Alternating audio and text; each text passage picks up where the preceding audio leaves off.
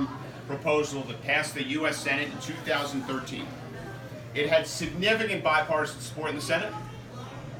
It would have passed the House of Representatives if it would have gotten a vote, and President Obama would have signed it into law. And what I tell people, I'm like, listen, if we would have passed that law, let me tell you what the world would be like today. We would have spent way more money on border security than the president's talking about, because that bill had a lot of border security in it.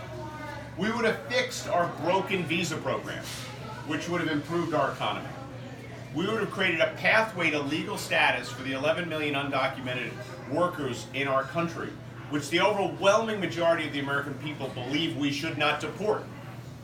And we should create a way for them to have permanent legal status, but they should go to the back of the line, not commit a crime, pay all their taxes, and learn English. Right? Our economy would be bigger, our debt would be lower, and we wouldn't be talking about all this stuff. So that's my message to the American people, which is we have to get back to the bipartisan deal around immigration.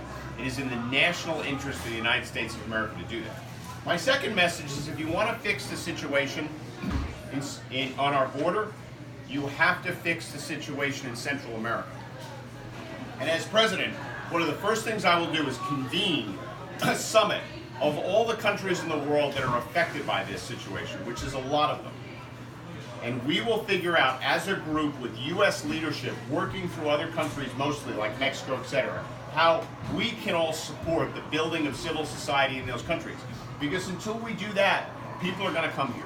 You know, my wife and I went to the border 2 months ago to Dilley, Texas. We took 14 law students and 2 law professors down for a week. We sponsored the trip to help asylum seekers make their case. And we went to a facility where there was 1,700 women and children. And if you listen to these women, the stories they tell you, every person would leave as well. Lost their children, the rest of their children were being threatened, the gangs were in bed with the police. We have to work to rebuild some form of civil society in these countries, or we're never going to solve the problem.